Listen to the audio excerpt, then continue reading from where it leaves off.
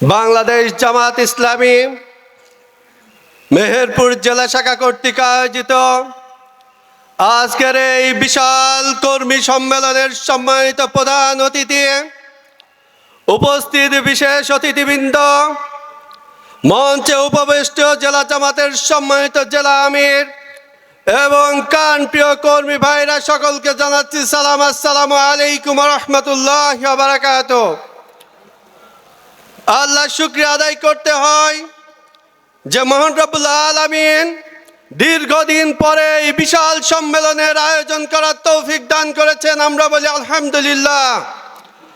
রাসূল আকরাম সাল্লাল্লাহু আলাইহি সাল্লামের প্রতি দরুদ এবং আজকের এই পরিবেশ আনয়নের জন্য যারা শহীদ হয়েছেন তাদের শহীদের শাহাদাতের সর্বোচ্চ মর্যাদা কামনা করছি।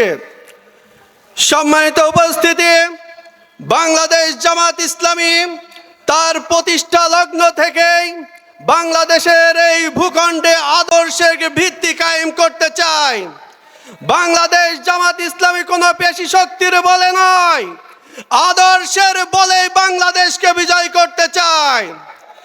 আজ যারা আমার এই দেশকে, আমাদেরকে বাংলাদেশ থেকে বিতাড়িত করতে চেয়েছিল, আজকে তারাই বাংলাদেশ থেকে বিতাড়িত হয়ে গেছে।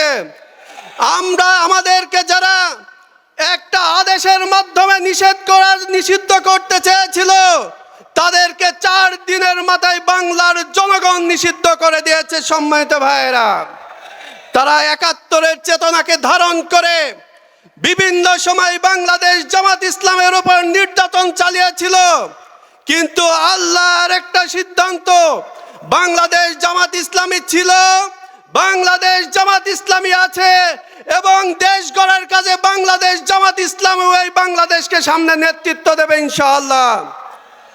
আমরা বলতে চাই, এই বাংলাদেশকে যারা বাংলার লাল সবুজের এই পতাকাতে কোন শগুনের থাবাকে বাংলাদেশ জামাত ইসলামী প্রশ্রয় দেবে না। বাংলার মাটি এবং মানুষের সাথে এবং যেটুকু সম্পদ আছে, বাংলাদেশ জামাত ইসলামীর লোকেরা এই বাংলার জমিনে বসবাস করে। আজ যারা চোর, লুটপাট এবং নৈরাজ্য চালিয়ে দেশের সম্পদ বিষাদে পাচার করেছে, তারাই বাংলাদেশ থেকে পালিয়ে যেতে বাধ্য হয়েছে। সেই জন্য আমরা বলতে চাই, মীর জাফর কিংবা ঘসটি বেগমের রূপ নিয়ে কোন ফ্যাসিস্ট যদি এই বাংলার জমিনের সামনে আসতে চায়, বাংলাদেশ জামাত ইসলামী তাদের কোনো সুযোগ দেবে না। সেই জন্য বাংলাদেশের স্বাধীনতা সার্বভৌমত্বকে রক্ষা করার জন্য আমাদের অতন্ত্রী প্রহরীর ভূমিকা পালন করতে হবে। এই কথা বলে সম্মানিত সকলকে ধন্যবাদ জানিয়ে আমার কথা শেষ করছি।